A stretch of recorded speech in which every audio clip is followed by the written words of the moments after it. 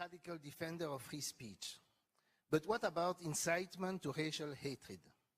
Do you think that this should be tolerated? Do you think that given Europe's past, one should tolerate expressions of anti-Semitism? Isn't that a form of insult of the dead? And what do you reply to those who say, never again? In Belgium, I guess, my position is considered radical. In the United States, it's considered conservative. I'm taking the position of the U.S. Supreme Court. You know, how can you be more conservative than that? One of the good things about the United States, it's my values, and I would like to hope that it'll be other people's values too. Free speech is really protected. Incidentally, that's not historically true. This is another example like slavery and homosexuality and so on. There's illusions that freedom of speech is guaranteed by the Constitution, famous First Amendment. But if you read the First Amendment, it doesn't guarantee freedom of speech. And in fact, throughout American history, it has not been interpreted as guaranteeing freedom of speech. In fact, the history of protection of freedom of speech in the United States is extremely interesting, for one reason, because it's reached the most advanced level there, and it's recent. The first, the law is basically what the courts decide, not what's written on paper. And the first freedom of speech cases came to the courts in the 20th century. And the famous early judgments that people hail as great progress were dissents in the Supreme Court cases. And first of all, and secondly, they were very weak, so the dissents still permitted the kind of repression of speech that would be considered intolerable now. In fact, I won't go through the details, but it wasn't until the 1960s, which is pretty recent, that the courts reached a high standard of freedom of speech. And it's interesting to look at the cases. They're very revealing. The first case involved the civil rights movement, Martin Luther King and the civil rights movement.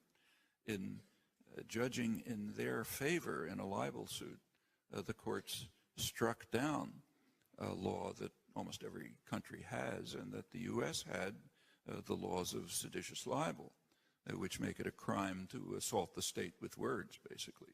That was struck down in 1964. That means expands the notion of freedom of speech. It was defending the civil rights movement. The next major case, a couple of years later, was defending the Ku Klux Klan, the most racist, violent, murderous organization in American history.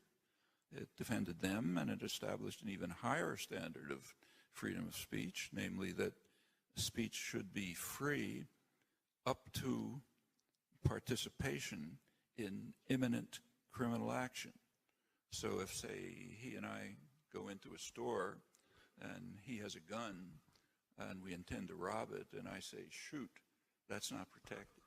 That's action in, that's speech in participation in imminent criminal action.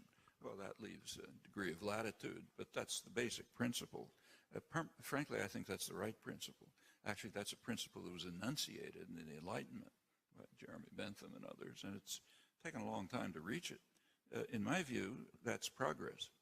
It's progress, as in the case of slavery, homosexuality, and subjugation of women. And it's virtually unique. Well, what about, I should say that this high level of protection of freedom of speech is almost universally accepted with regard to ourselves.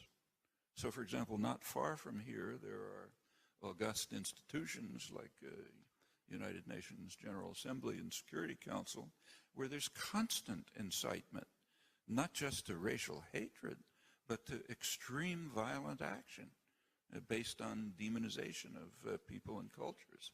In fact, there's incitement to the most extreme form of crime, namely what the Nuremberg Tribunal called the supreme international crime of aggression. Constant incitement to that, and demonization of those necessary to create as monsters to be destroyed. Furthermore, that same goes on in the newspapers and common current discourse and so on. And there's no effort to try to stop that. In fact, if you stopped it, you'd close down all the newspapers and academic publications. It's all over them.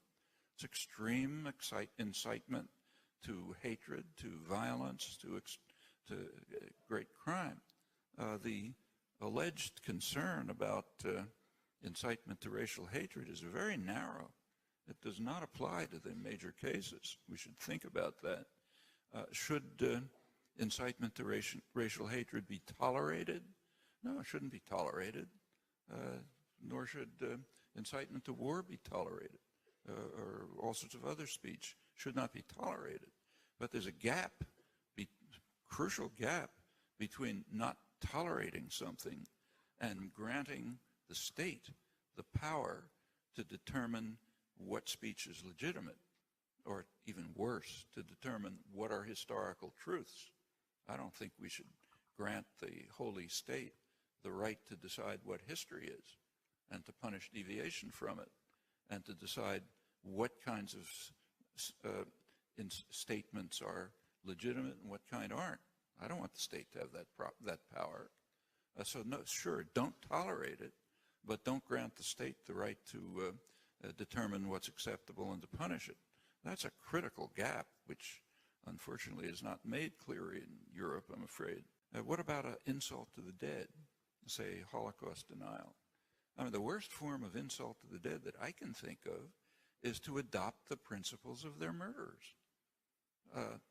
Goebbels and Stalin would be delighted with the Gaissot law in France, which is allegedly trying to protect the memory of the dead. It's not. It's insulting them. You don't insult the memory. You don't honor the murdered victims of the Holocaust by adopting Nazi doctrines. And that is the doctrine that the state does have the right to determine historical truth and other legitimate expression, to punish deviation from it. Actually, I just add a personal note. One of my closest friends died a couple of years ago, was Israel's leading civil rights activist, civil and human rights activist, Israel Shahak, who some of you may know. He was a survivor of the Warsaw Ghetto and Bergen-Belsen. Somehow survived, made it to Israel, became the leading figure in defense of human and civil rights, Palestinian rights, women's rights, homosexual rights, and so on. He was quite respected in Israel. He was selected for honors on Holocaust Day. One day a year they pick a Holocaust victim. His conclusion from his experiences was, yes, never again for anybody, not just for me, but for anybody. So that kind of thing shouldn't happen to anyone, not just to me and my friends. That's the right kind of conclusion to draw, I think, from these horrible repression. Now, I don't know Belgian law, so maybe I'm wrong, but I would guess that if I stood up right now and said here that King Leopold didn't kill 10 million people in the Congo, he only killed 5 million, or if I said that the Belgian government didn't purposely murder Lumumba and throw the Congo into total disaster, including what's happening right this minute, namely the worst atrocities in the world being carried out with the cooperation of multinational corporations in eastern Congo so that you can have cell phones. If I were to deny that, I doubt that I'd be brought to court. You can tell me if I'm wrong. I suspect that that's considered and that's pretty serious. These are some of the worst crimes in modern history, and they reach right to this minute. They're going on right now while we're talking in eastern Congo, where it's the worst atrocities in the world, all traceable to these activities, very recent activities. Well, that again illustrates I give many other examples. The selectivity reveals extreme hypocrisy. If there was time, I would go through the very interesting history of how Holocaust denial became a crime. In fact, just briefly speaking, at a time when it was possible to save Holocaust victims, to save survivors, there was almost no interest in doing so. I can explain it if you like. Years later, when Holocaust victims could be exploited as justification for persecution of others, then it became a big issue. That's exactly what troubled people like Israel Shachar.